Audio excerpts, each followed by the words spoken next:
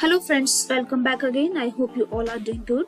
In this video, we are going to learn how can we get started or log in to the Wise. So let's get started. Once you open the Wise, you will get this page. Here you have to click on the login option.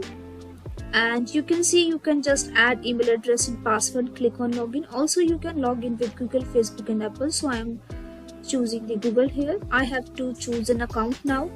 What kind of account would you like to open today? So send money globally, get paid from the abroad. You can choose any option. And your country of primary residence, you can also just click on this scroll down icon and you can choose your country from here. Click on continue. Verify your phone number with a code. You have to verify your phone number here. Now send verification code. So you have to add here verification code, and after that you have to click on the submit option. Now you can create your password here. Now click on continue.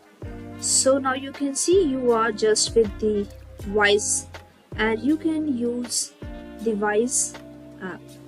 So that's it for this video guys. I hope it was great help to you. Thanks for watching this and I will see you in the next video.